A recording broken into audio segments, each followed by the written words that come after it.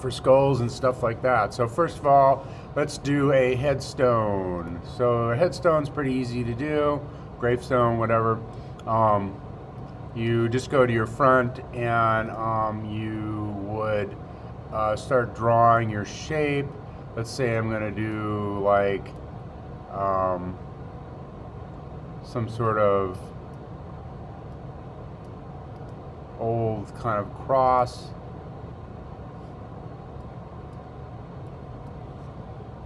I want to do that a little bit better.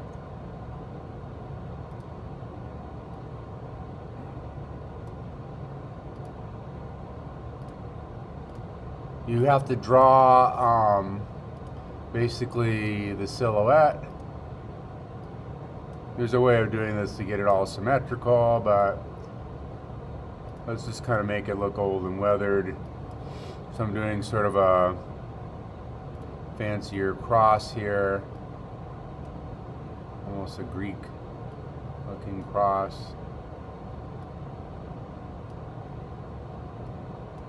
And I'm just making it really sloppy,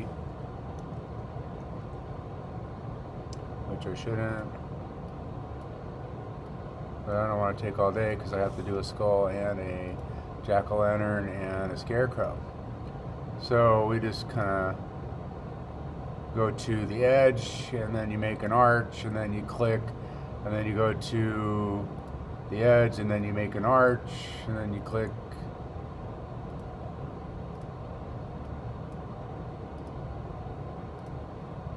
And then we come down. And I'm going to try to fix this up. It's a little sloppy. So you can click on your points. We'll push that side in and pull that side out.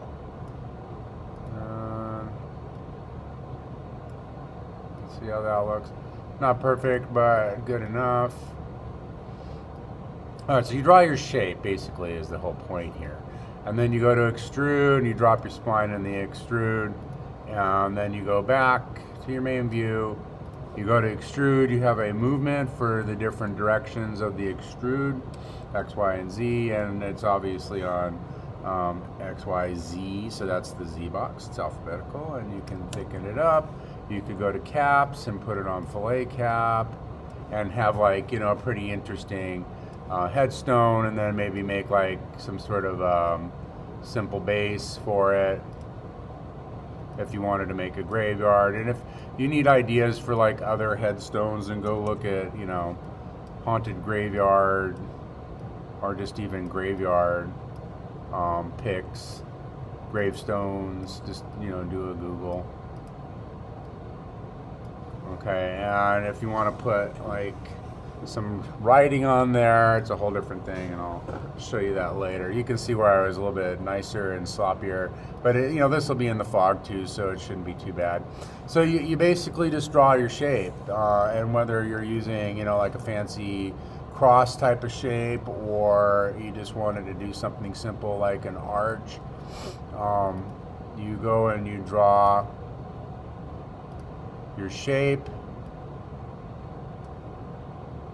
This time I'm kind of using the grid to do a better headstone.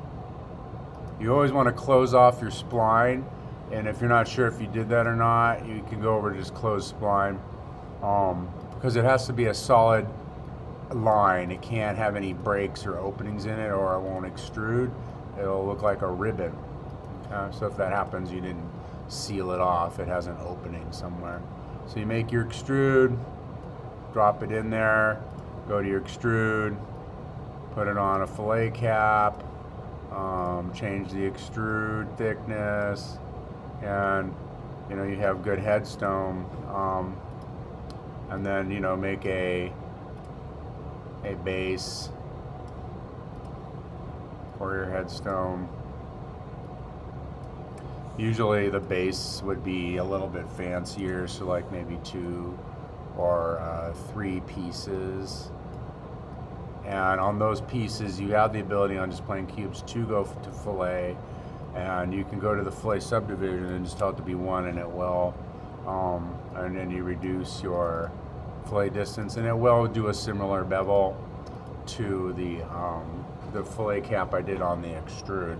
And remember, you can make these things busted up too if you use a sorry, I was in the wrong spot, a landscape at you spherize down here, and then we'll just shrink that down, and then you take that and just take a big chunk off of your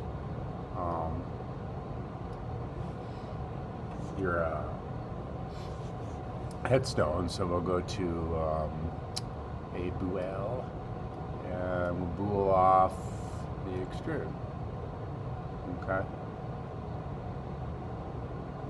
And you can even sometimes do a reversal of that. So like you could copy the whole thing and go to your landscape and try to engineer it so that it'll look like it's the opposite piece now. So we'll kind of rotate it a little bit, and we can even convert it and then stretch it out.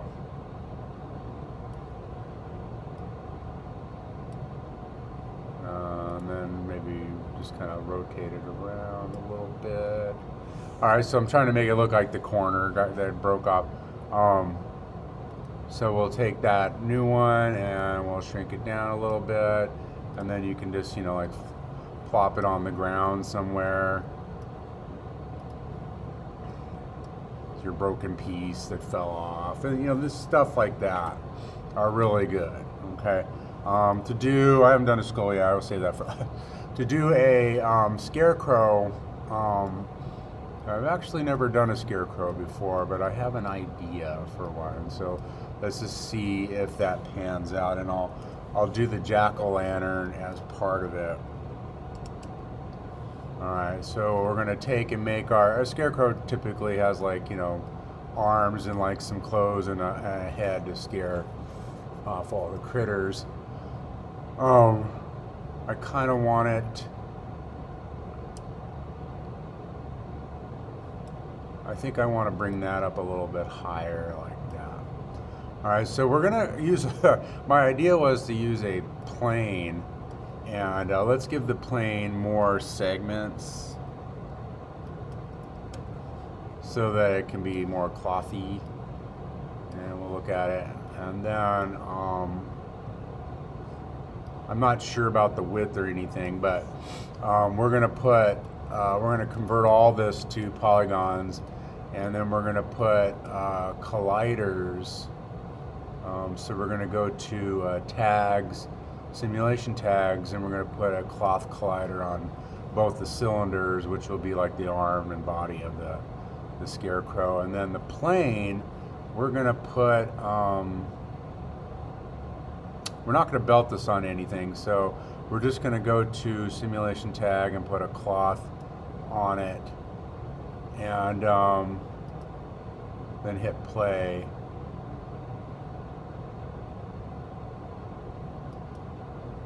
All right, and we don't want the cloth to be passing through itself. So what we'll do is we'll put a cloth collider on that too. We just have to find a spot where, let's turn off ground shading, where it looks decent. I think I might not have added enough to the plane, and so I'm going to do new plane. That's the cool part about this. We do new plane. So I'm not entirely sure about the dimensions here. I think that was probably too long. And then let's give it like 100 segments, and we'll try that again, because I'm just guessing. I don't know what the hell I'm doing. No, I don't know what it would need to be as far as we'll leave the gravity, all that kind of stuff alone on the forces. But as far as the plane goes, we need to convert it. And then we'll just basically hit play, and let's just let it drop and see where it lands. I was trying to stop it halfway. And I might give it a bigger cylinder up there at the top so it's not so skinny. It's gonna snap back, so right now it's melting like a bubble gum.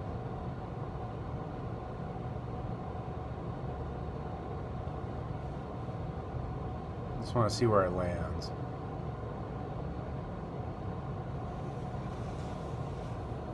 And it might have too many segments in there. That's why it's so slow.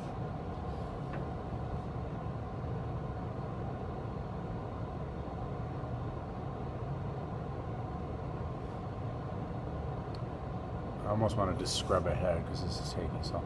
All right, let's try that again. Because this will kill you if you have to. Let's find a simpler solution. All right, so first of all, let's do a new cylinder for the top. I think I want it to be thicker because I want it to drape across it a little bit better.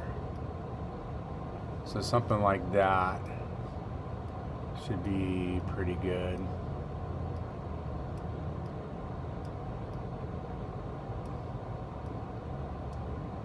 Center it on the other one there. All right, and then we'll get a new plane, and we'll keep trying until we get it just right.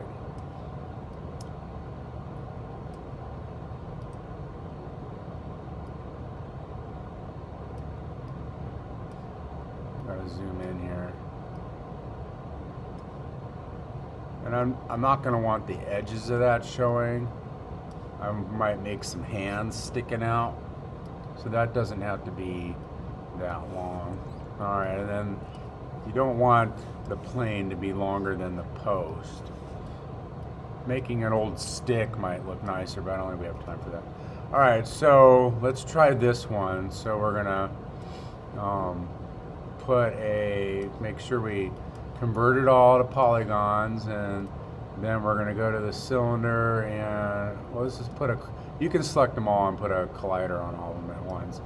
And then you're gonna go to the plane, and you're gonna select a cloth, and then rewind. All right.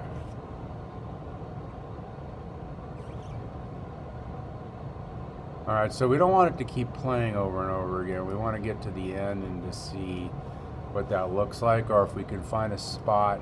And we might have to go to like the different speeds. I'm trying to get the cloth to look just right, because then we can just convert it into a shape. I don't think that's long enough now, so I'm gonna stretch it out.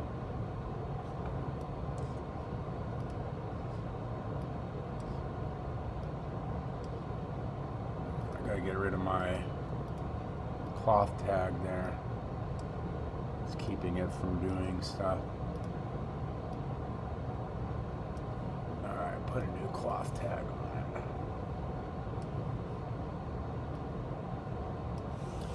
Alright, so let's increase our gravity a little bit, and then I don't want any lift at all, and I don't want too much. We'll put on self-repulsion, and we'll see how that looks.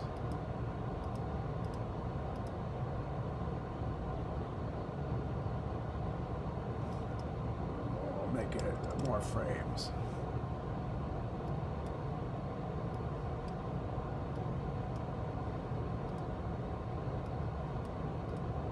See if we can get it to land on a good spot.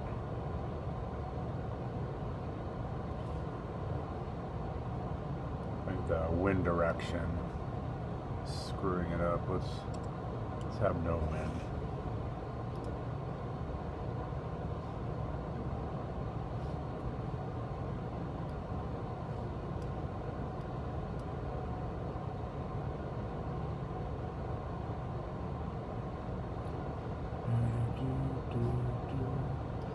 I don't have enough segments, and it's going to take too much time. Grr. Let's see what we can do here. Let's scrub it ahead a little bit. It's really passing through itself really badly. So let's see if we can increase.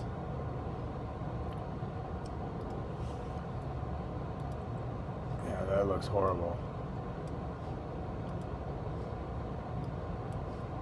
All right, so I don't know. I mean, I think my idea here is sound, but I'm not getting a fine balance with the cylinder to drape at. I might even use, I thought a cylinder would be good, but a cube might be better up there too. We can experiment with it. All right, let's try to do another one. So we'll go to the plane and we'll increase the segments. So it's a finer mesh, and then we'll convert it and put a cloth tag on it.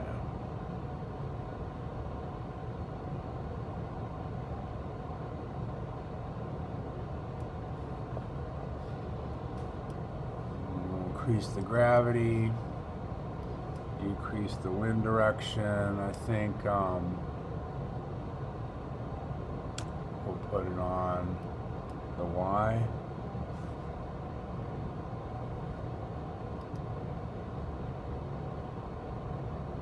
Oh,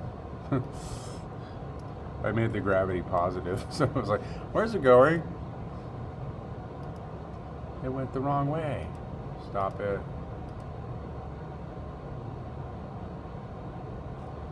So you see how the cloth is a lot smoother and when the more segments you put in it, but I mean, the more it really sucks up your processor. You know what I'm thinking?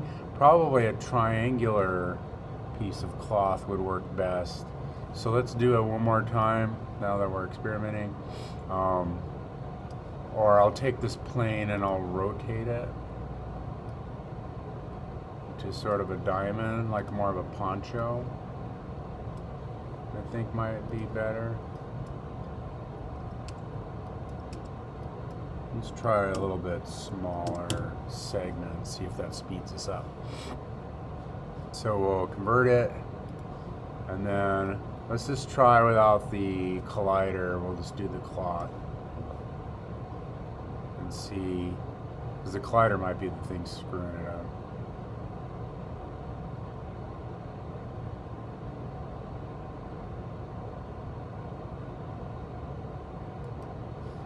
All right, not the smoothest thing here, and I don't want to increase. Well, there is one thing we can try. Subdivision. We can put the whole thing in a subdivision surface, and a subdivision surface will create a finer mesh, and that's not half bad. Let's see if it bounces back a little bit.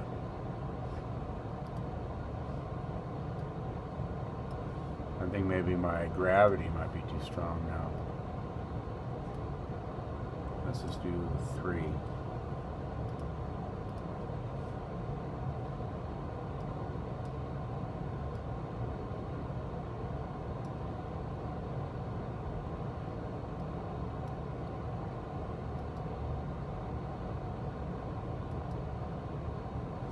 It's smoother this time because I put on the subdivision surface, which kind of sort of increases the polygons. That looks good. Stop. Okay, so that's how we do it. Because we don't have the processing power to do the cloth the way I kind of envision. We can drape some cloth across a shape like this. You can make your own little hands coming out, or just stick a head on there. And then we take the whole thing at this point and we just do conversion. So once you get it looking the way that you want, it took me a while to experiment with it to get it kind of be like cloth-like it's just a draped over cloth. I'm still thinking I could do a better job with this, but we'll take the whole thing and go to mesh conversion and do a current state to object. and then we'll take those new pieces and do a conversion, connect plus delete, and then you delete the whole other thing, and then that is a shape now, okay? All right, so that'll be our scarecrow body. I still have to do some hands coming out there. As far as the head goes, we do a pumpkin, and we're gonna bool out the pumpkin, but we'll do the pumpkin out of a sphere. And so we'll convert that sphere, oops, before you convert it though, let's give it more segments. We'll try to keep this quick and to the point. So we'll convert it over here using our conversion tool.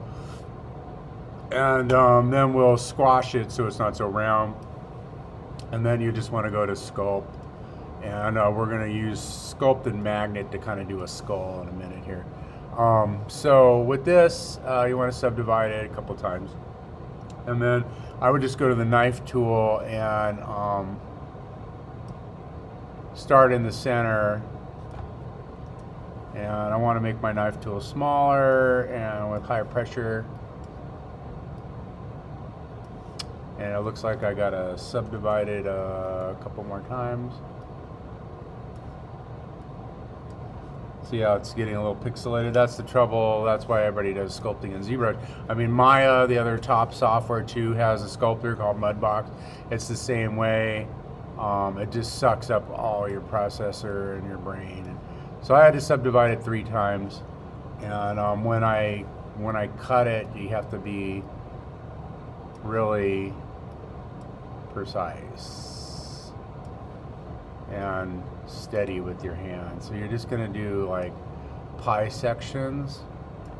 So I'll go as far as I can, and then go to a different view and do. I don't want to screw around on this for all day because I've already made this video too long. So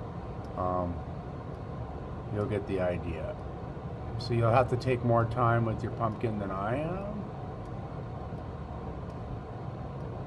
and be a little cleaner with your cuts.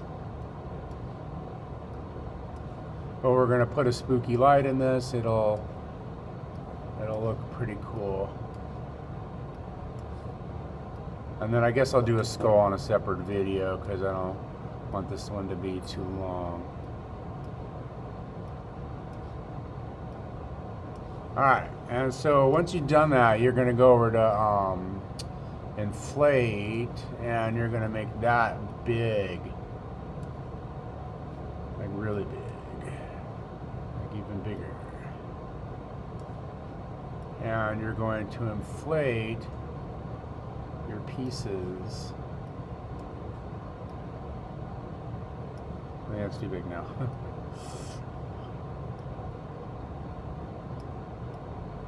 Right in the middle.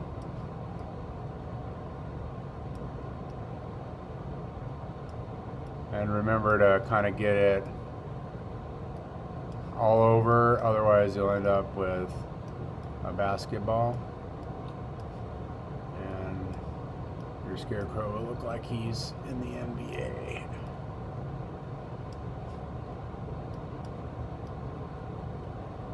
I probably could have put it even more pumpkin slices on this.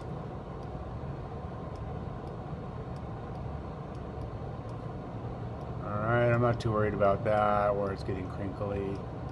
I'm worried about the top here. So you have to kind of like follow the contour.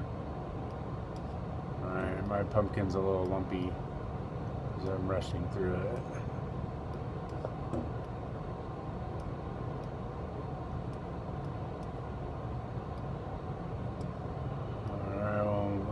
There.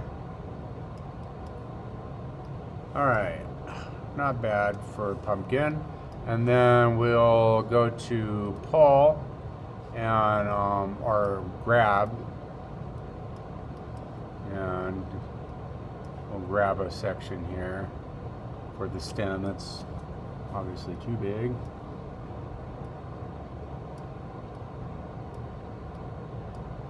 Alright, and there's my stem. Alright, and now as far as like carving the pumpkin head, let's go back to standard mode and we'll convert the sphere with mesh conversion current state to object so that it's no longer a sculpey item. And then what we'll do is we'll use a sphere just as a cheapy tool to, you're gonna have to make the sphere roughly the same, so you'll have to convert it, and then I probably should have just copied it to begin with so I didn't have to do this, but bring it up in there, and you probably want it coming out the bottom a little bit, and then just make your bool. Yeah. Where's bool? There's bool. Throw in this. What did I make that?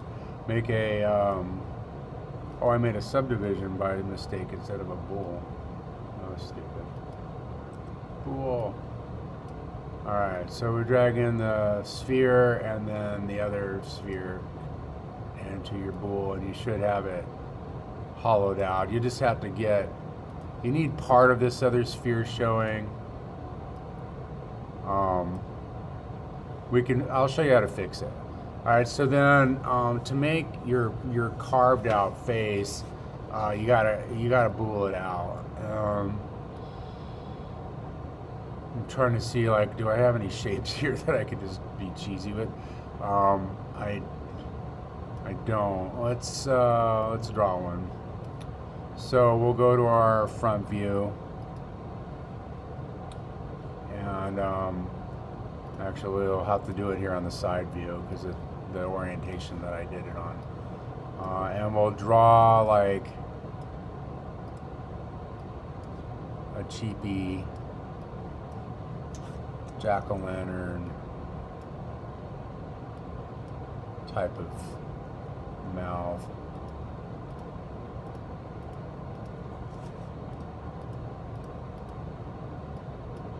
Alright, and then when we extrude that, because I did it in the right side, I have to change the orientation of the extrude.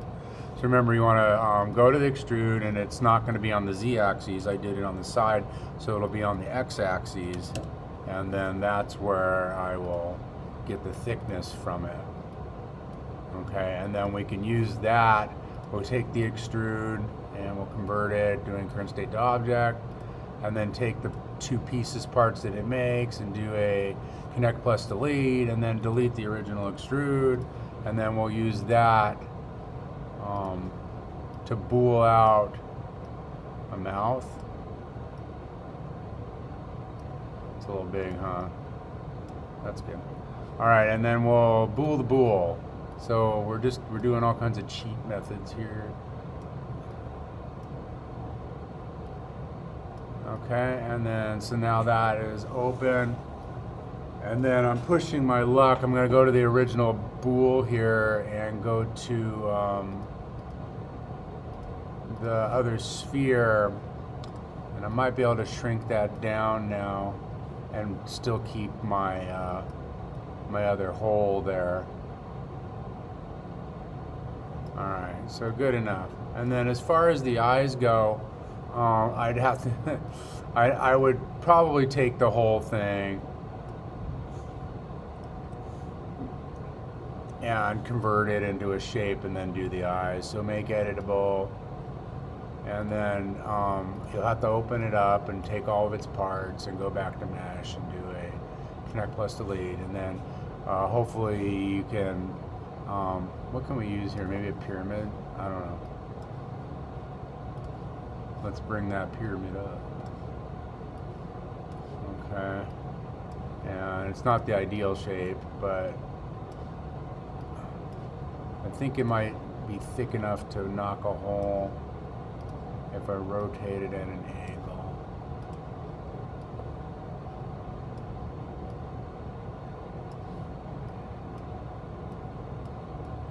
Okay, or you can draw a custom shape. I don't really have I gotta fix the axes on this sucker. It's a pain in the butt. I don't really have the thickness of the pumpkin in my eyes there, or the mouth.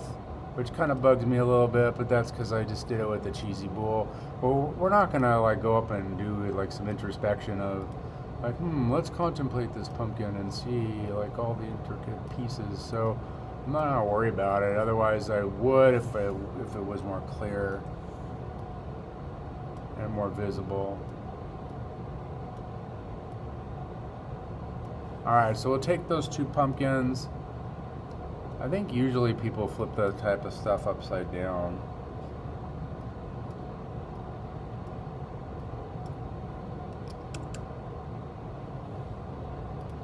Let's see how that looks. Nah, looks like a beatnik rocker or something. All right, so we'll take those 2 pumpkins, pyramids, sorry, and we'll connect them. So one thing about polygons is you can just go connect plus delete, and then we can bool with that. So we condense the other set of bools down. You don't want to bool a bool a bool, otherwise you're pushing your luck. So I'm going to go to the pyramids and then the bool, and I don't think they're long enough. They're not puncturing all the way through. So I'm going to extend them and see if I can get them to punch all the way through the other bool here. No, they're not going through. Let's try making them really long.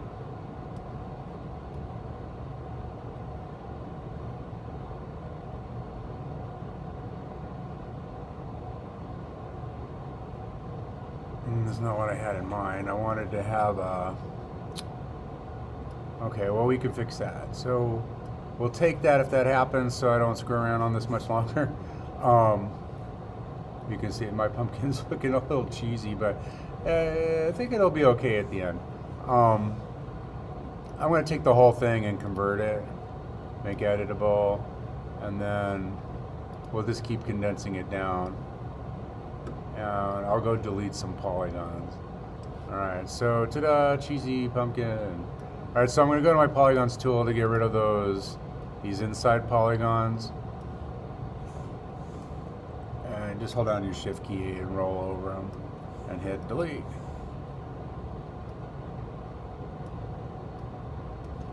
Be careful you don't like knock a hole in your pumpkin like around the other side. You want to deselect those. And then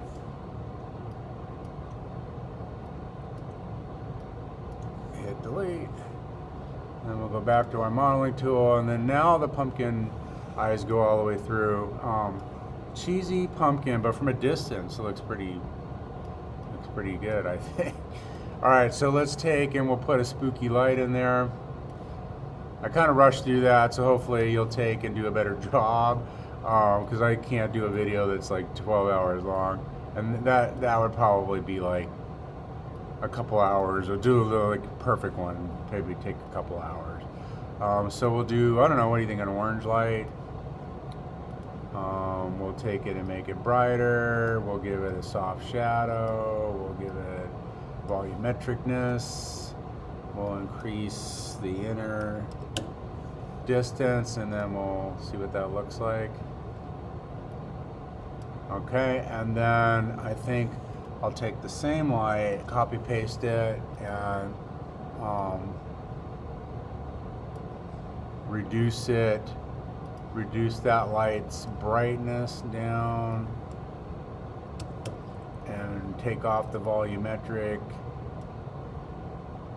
and the shadow, and just give it some lighting in the front there. I'll let you play around with your lighting. Mine doesn't have to be perfect. I just want you to be able to see it. I might even make it a visible light, which gives you a measurable area. That's better. Okay, and so like there's my scarecrow. Stick that somewhere in, the area. Now, as far as the skull goes, let's do a super quick skull. That'll probably look like crap. So we're gonna go to add more segments to it. We're gonna convert it, and then we're gonna go to we're gonna do a little sculpting and a little bit of the magnet tool. So the magnet tool, we can kind of shape up the skull, which is what I should have done before. So a skull is going to have, my magnet is way too big.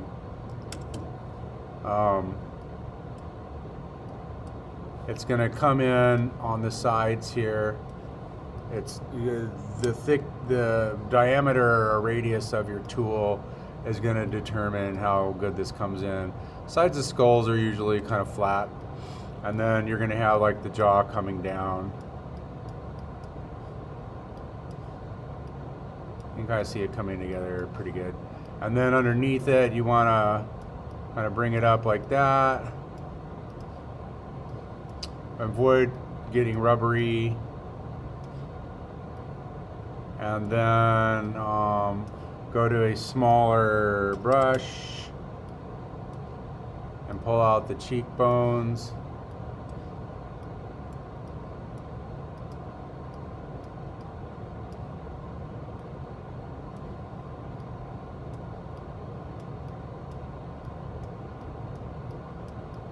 And then just kind of shape it up that way for your general skull-like appearance. Okay, and then as far as, you could try doing some of it here. You're gonna have to like get to the side here, and you can kind of pull out a little bit of the forehead, and maybe even, you need a bigger brush though, so I'm being lazy and not going to my brush knees. If you don't do the right size brush, it's gonna get lumpy and melty.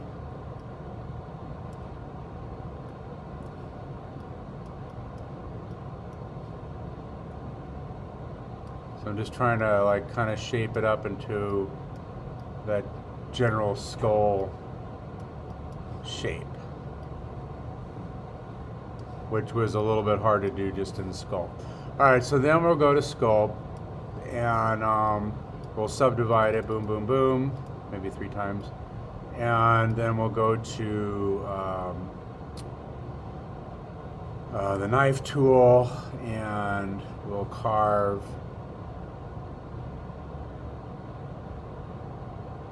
the eye sockets in there.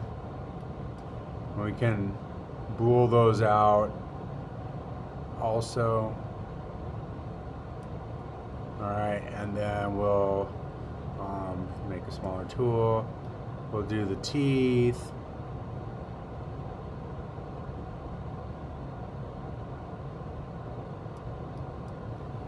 Okay.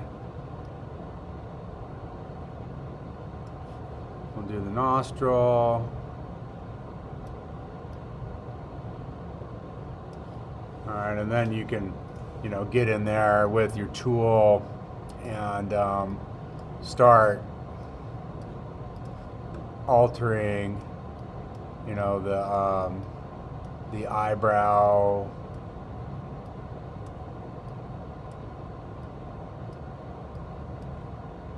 part.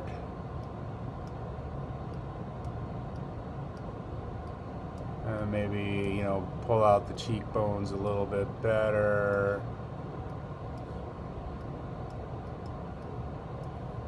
Pull out the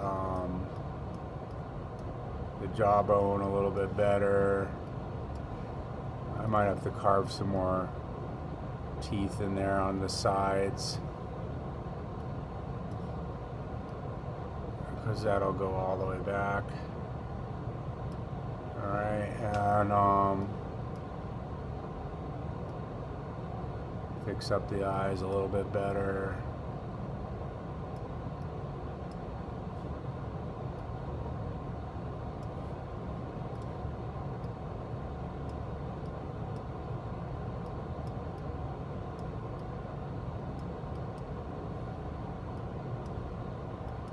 Anyways, you're kind of getting the idea here now that if you combine those two techniques, you can kind of end up with a pretty decent like little skull that the fog will hide any flaws on that. So I mean, it's not going to be super big. It'd be like on the ground there like that. So I mean, that's not half bad for 5 minutes call. So if you take, ta-da, amazing. And so we're going to go back to standard, and there is some extra little props you can bool out. The skull, same way I did the pumpkin. This is cheap stuff that you could do quick, that, you know, laying in the fog off to the side of the road will look good. And anything else, a dead tree, maybe you do an extra tree falling over on the side, and instead of branches you do the roots. And then like just chop off the top of the tree, or whatever you think of, but you need some stuff. Okay, a broken post, an old rail from a fence, stuff, headstones, gravestones, whatever. Okay, all right, so hopefully that video isn't like 10,000 years long, and I will see you in class.